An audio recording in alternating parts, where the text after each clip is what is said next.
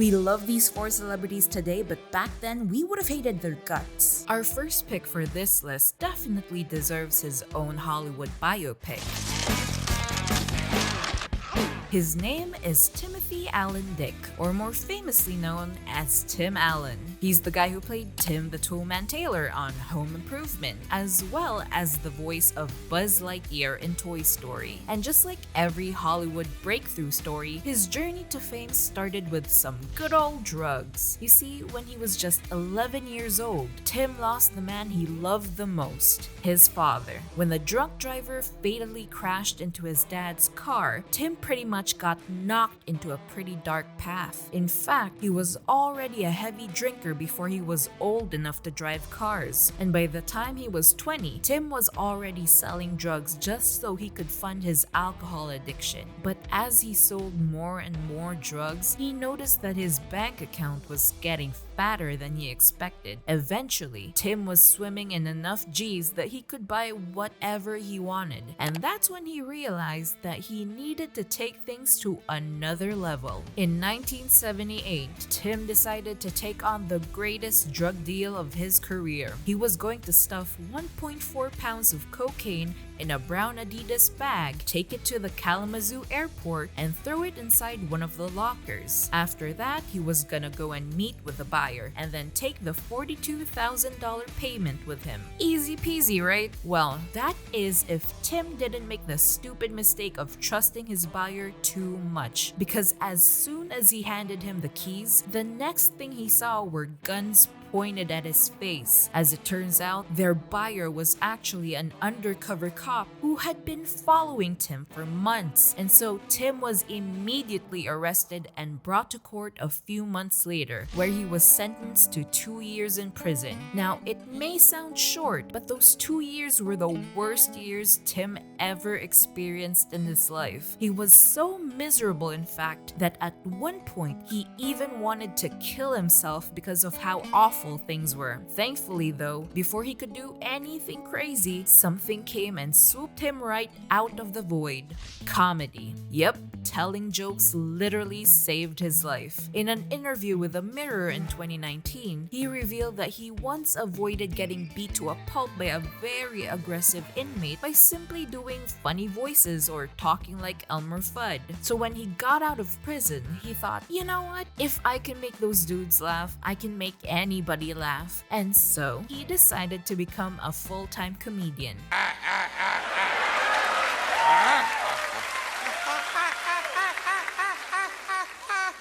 The simple, effective language for simple people, man. What's easier, please pass a turkey or just point the meat?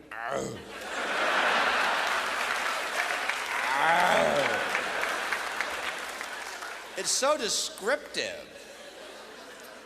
You're a little confused. Now you understand.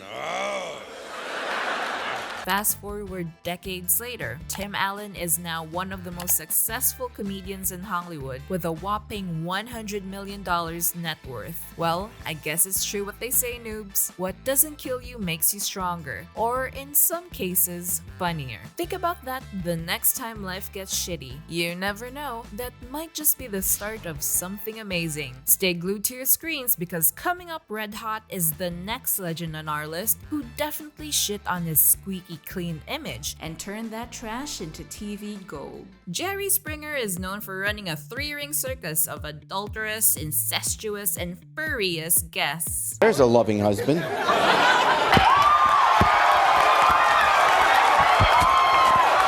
But there's something else you need to know about him, because the Jerry Springer we know and love today is nowhere near the Jerry Springer of Cincinnati from the 1970s. He was actually a very well-respected public servant, and at the time, the only thing he wanted to do was to serve the people of Cincinnati. That's why in 1971, he decided to run for city council, and guess what? He won. He got the bag because he actually lived up to the title of public servant. Needless to say, people loved Councilman Springer, but all of that optimism quickly went down the drain when on April 29th, 1974, Jerry dropped a bombshell revelation that made everyone's jaw drop to the floor. I have visited health clubs in Cincinnati on a number of occasions that I resign until such time that the air has been cleared. So wait, going to health clubs is a crime now? Was that it? No, not really, because the health clubs he was talking about were something more hands-on, if you know what I mean. And apparently Jerry would often go there to give his Springer a much-needed pump.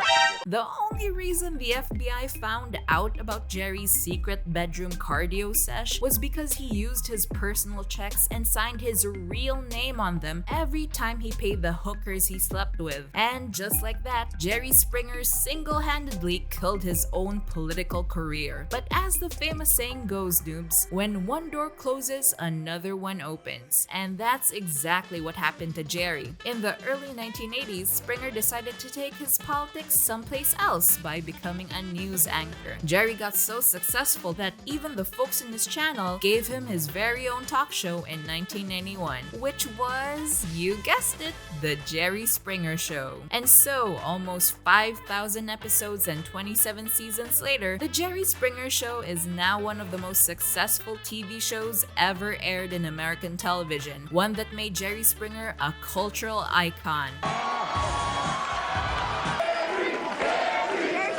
To think that you've been sitting on my face for the entire show, I find appalling. So moral of the story, pay your hookers, noobs. You never know, the universe might reward you with a bleep-filled titty-flashing talk show for your good deeds. Speaking of bleep-filled, the guy next up on our list is a real bad MFer. So bad in fact that he actually took an American icon's dad hostage. You see, when Martin Luther King Jr. wrote his infamous I Have a Dream speech, he probably had a lot of noble plans in his mind. But you know what he didn't dream about? That one day a young man who once held his dad hostage would go on to become one of the highest grossing actors of all time. And that young man was none other than Samuel L. Jackson. What? Say what again? Say what again? I dare you. I double dare you, motherfucker. Say what one more goddamn time. It all started when Jackson enrolled at Morehouse College in 1966, a school known for having a predominantly black student body and being MLK Jr.'s alma mater. And when MLK was assassinated in 1968, Jackson was one of the Morehouse students who volunteered to serve as ushers at his funeral. This brush with history awakened the fury inside of him. In Jackson's mind, violence was the best answer, and the first place he wanted to spread this message was his own college, Morehouse. You see, even though the college was a school for black people, Jackson didn't really feel like it was a school for black people, you know? Apparently, he thought that the college was making him another Neo in the advancement of America. Plus, they didn't even offer a black studies class, and most of the school's board members apparently looked a